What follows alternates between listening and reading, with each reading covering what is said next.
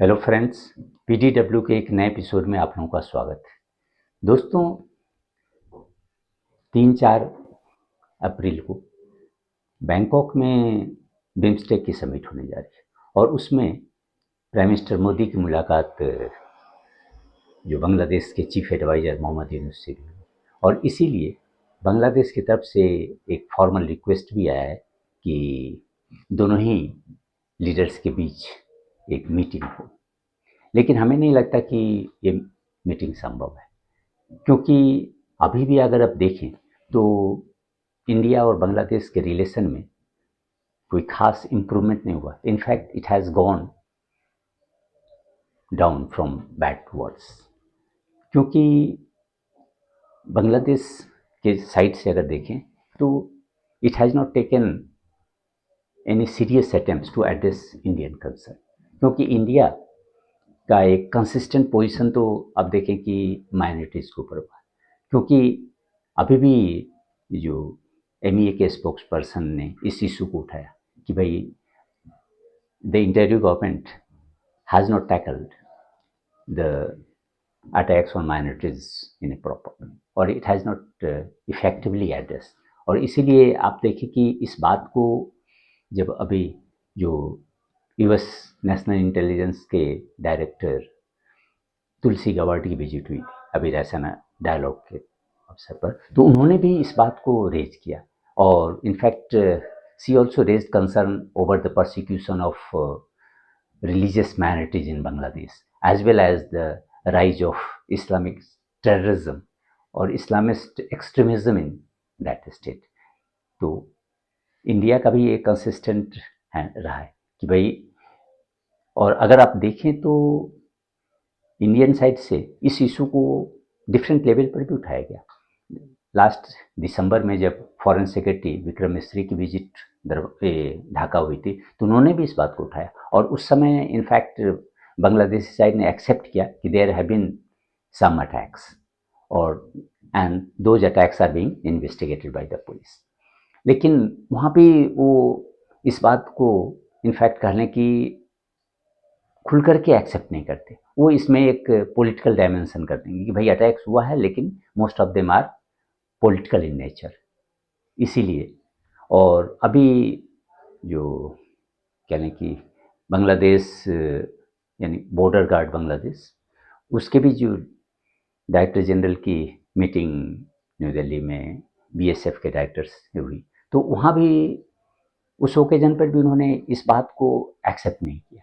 जो बांग्लादेश के जो इंटेरिम गवर्नमेंट है उनका जो एक नैरेटिव है कि Indian media has exaggerated the attacks on minorities, the same logic और same narrative was repeated by that side. तो ये तो एक मेजर कंसर्न है और जिस पर अभी भी बांग्लादेश ने इज इन डिनायल मोड। दूसरी बात है कि सिक्योरिटी सिक्योरिटी इंडिया के लिए बहुत बड़ा कंसर्न है, खास करके बांग्लादेश के कंटेक्स्ट में, और वो कई लेवल पे होता है। सबसे पहले कि ये जो नॉर्थ ईस्टर्न स्टेट्स हैं इंडिया के, वहाँ बहुत सारे मिलिटेंट आउटफिट्स हैं और बांग्लादेश की एक हिस्ट्री ही है कि it has always provided safe haven for those militants to settle scores with Indian government. तो इंडिया की एक कंसिस्टेंट और कहने की ऑलवेज एक्सपेक्टेशन होती है बांग्लादेश के कि it should not provide refuge to this militant outfits. लेकिन अभी अगर देखें कि बांग्लादेश में ये जो उल्फा इंडिपेंडेंट के जो चीफ परेश बरुआ हैं, तो उनका जो पहले था life imprisonment in an arms smuggling case, उसको रिड्यूस कर करके 14 ईयर्स इम्प्रिजमेंट, सिंपल इम्प्रिजमेंट कर दिया गया। और इस सिक्योरिटी फ्रंट पर आप देखें तो माने 5 अगस्त के बाद वहाँ बहुत सारे जो एक्सट्रीमिस्ट एलिमेंट्स हैं उन लोगों को जेल से रिहा कर दिया, जैसे कि अंसरुल्लाह बंगला टीम के चीफ ये जसीमुद्दीन रहमानी, वो जेल से रिहा कर दिए गए। और भी बहुत सारे जो कहने की एक्सट्रीमिस्ट एलिमेंट्स जो जेल में थे ड्यूरिंग शेख हसीना रूल, वो सारे को फ्री कर दिया गया। और इस्लामिक एक कहें कि इस्लामिक और इस्लामिस्ट एलिमेंट्स या फंडामेंटलिस्ट एलिमेंट्स का अब एक काफ़ी सीवर हो गया है और they are operating freely. They don't have any restrictions और any fear from the enforcement agencies. जैसे हिजबुत तहरीर एक कह लें कि एक्सट्रीम फंडामेंटलिस्ट ग्रुप है, वो ओपनली हर जगह अपना ये जो रैली निकाल रहा है because they want to establish Islamic state या बेस्ड ऑन शरिया. तो इस तरह से आप देखें कि ये जो इस्लामिस्ट का जो एक रोल बढ़ गया है बांग्लादेश में और वो जिस तरह से अभी ऑपरेट कर रहे हैं वो इंडिया के लिए एक बहुत बड़ा खतरा हुआ है. क्योंकि अभी हाल ही के दिनों में कई वेस्ट बंगाल, असम, इन सबों में भी एबीटी के एक्टिविस्ट को पकड़ा गया है. तो इस तरह से Bangladesh is still not acting as the extremist elements. तो ये एक कंसर्न है.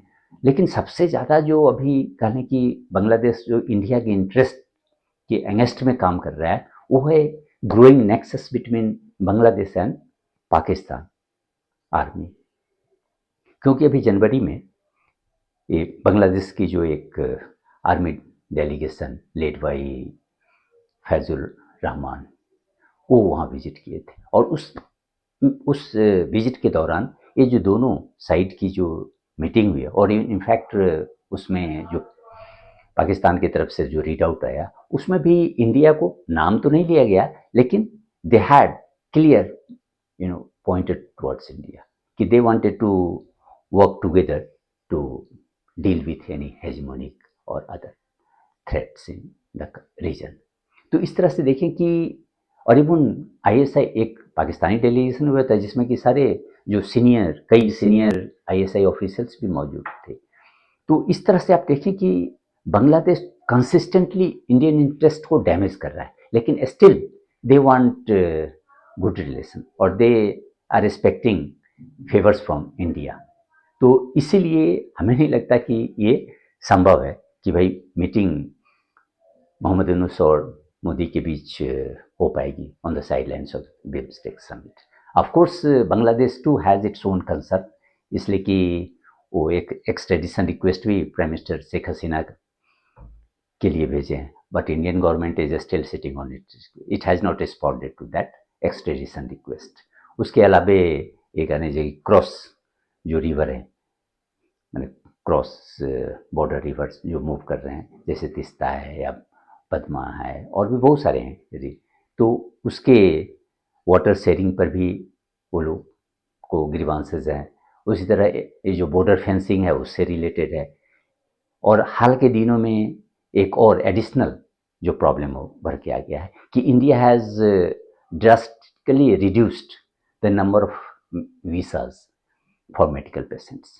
अर्लियर आप देखें कि शेख हसीना के टाइम में almost 5 to 7,000 medical visas issue किए जाते थे पर डे लेकिन now it has gone down to 1,000 even less than that. तो इसीलिए बांग्लादेश को एक मेजर ग्रीवांसेस उभर के आ गया है और वो अब लेकिन इसीलिए सोच रहे थे कि भाई अगर इंडिया में दोनों ही टॉप लीडर्स के बीच में अगर मुलाकात हो जाए तो ये सारे ग्रीवांसेस को ख़त्म किया जा सकता है, एड्रेस किया जा सकता है. लेकिन इंडियन साइड से अभी तक कोई इस तरह की जो इनिशिएटिव नहीं लिया गया.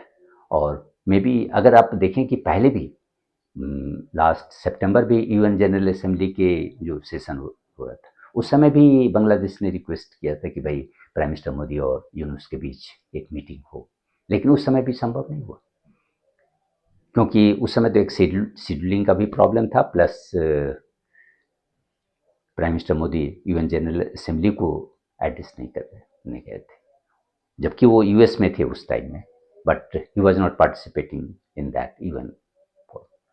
तो इस तरह से इंडिया और बांग्लादेश की स्थिति मोरलेस अभी भी इसी ट्रैक पर चलती रही लेकिन इसका एक फ़ायदा चाइना उठा रहा है.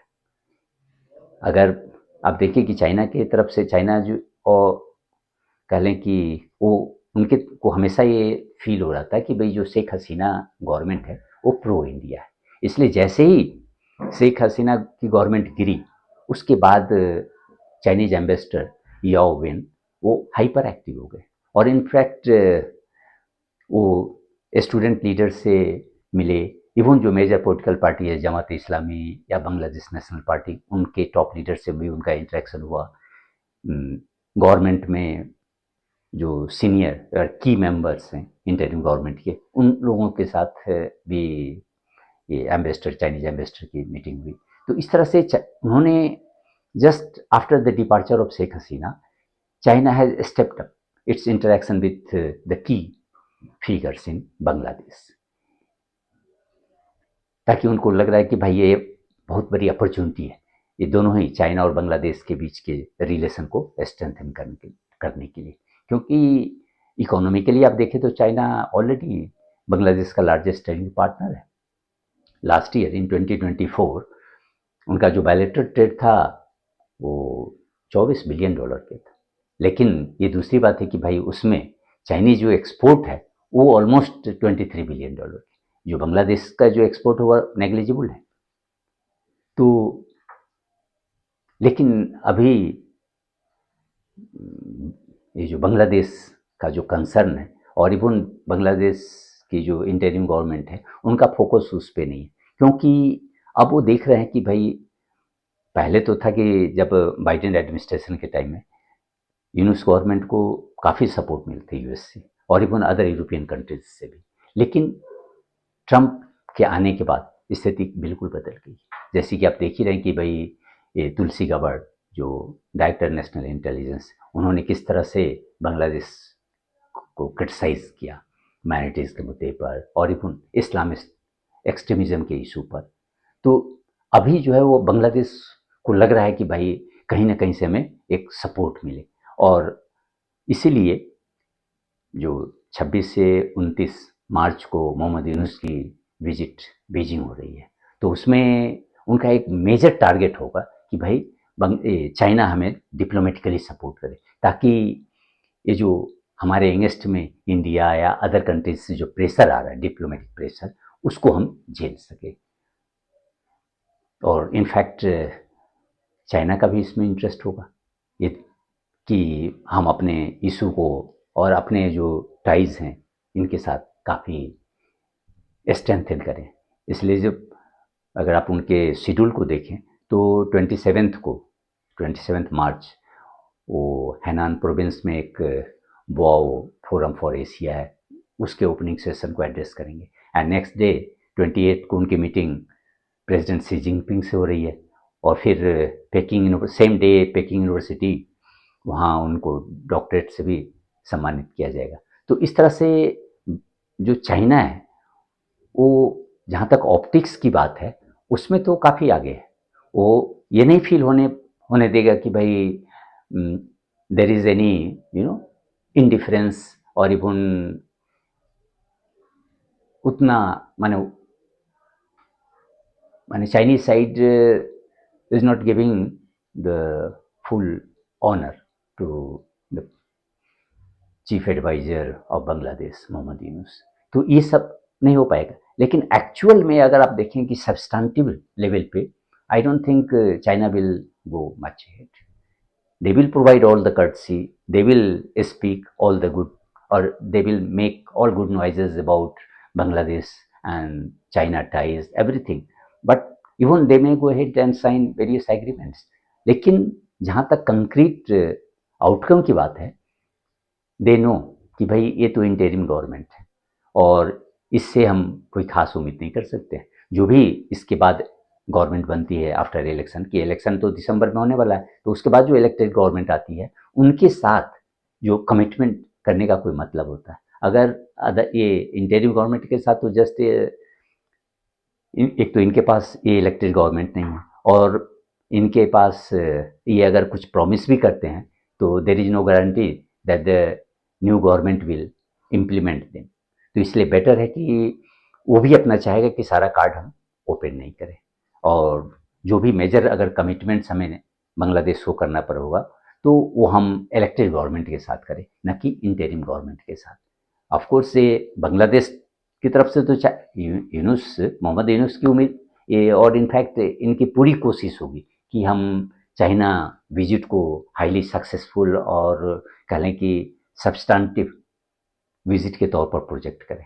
तो इसीलिए एक तो डिप्लोमेटिक अपने स्टैंडिंग को बढ़ाने की कोशिश होगी, और इकोनॉमिक फ्रंट पर भी कह लें कि मोहम्मद यूनुस चाहेंगे कि ये जो उनका कई प्रोजेक्ट है इनफैक्ट, जैसे कि Teesta water management, Teesta river के जो, वो बांग्लादेश ने इस इशू को कह लें कि 2016 में ही चाइना के साथ उठाया था, और China in fact agree to act और to undertake this management of Teesta river. लेकिन बाद में इंडिया के ऑब्जेक्शन के कारण जो Sheikh Hasina government she didn't move ahead, और बाद अभी हाल में तो अब ये कह लें कि जब शेख हसीना गवर्नमेंट जब 24 में फिर से बनी आई इलेक्शन जीत करके थर्ड टाइम, तो उसके बाद India in fact showed its willingness to take up that project, और उनके तरफ से भी कोई इसका ऑब्जेक्शन नहीं था। लेकिन अब मे बी बांग्लादेश की जो इंटरिम गवर्नमेंट है, ये अपने इंडिपेंडेंस को शो करने के लिए और इवन इंडिया को जस्ट काउंटर करने के लिए इस इशू को फिर से रेज कर सकता है, और may be we can hope for some positive development between the two on this management of this river. उसी तरह मंगला पोर्ट है, उसके एक्सपेंशन के लिए भी मोहम्मद यूनुस में सीक चाइनीज लोन्स, क्योंकि चाइना का अगर आप देखें तो अभी भी $5 बिलियन एक आउटस्टैंडिंग लोन है बांग्लादेश की तरफ। तो हमें नहीं लगता कि China will again commit any और न्यू लोन्स, क्योंकि बांग्लादेश की स्थिति अभी इकोनॉमिकली कोई अच्छी नहीं है। It is also passing through a difficult economic phase, और इसीलिए वो बार बार ये जो प्रोजेक्ट कर रहे हैं ना ये इंटरिम गवर्नमेंट, कि शेख हसीना जो वो अपने रिजिम के टाइम में वो जो प्रोपेट कर रही थी कि भाई she was propagating a false narrative about economic development in Bangladesh. तो इस तरह से आप देखें कि इंडिया बांग्लादेश बेसिकली वो इंडिया और चाइना इस दोनों के बीच में एक गेम खेलने की कोशिश करे। उनको अभी तो है कि भाई इंडिया के साथ उनका रिलेशन खराब है, उसमें कोई सुधार की उम्मीद नहीं है, तो इसलिए वो चाहेगा कि भाई they will try to warm up to Chinese overtures, और इसका वो फायदा लेना चाहेंगे। लेकिन चाइनीज भी उतना बेवकूफ़ नहीं है, दे विल जस्ट गिव और मैक्सिमम ऑप्टिक्स पर वो काम करेंगे, और even sound bytes you can expect better from China, not any substantive outcome. तो इसीलिए हम देखें कि आगे ये जो बिम्स्टेक समिट हो रही है उसमें कुछ डेवलपमेंट होता है या नहीं होता है, क्योंकि ऐसे उम्मीद तो नहीं है कि भाई दोनों की मीटिंग फॉर्मल हो पाएगी, लेकिन still we can hope for some development. धन्यवाद।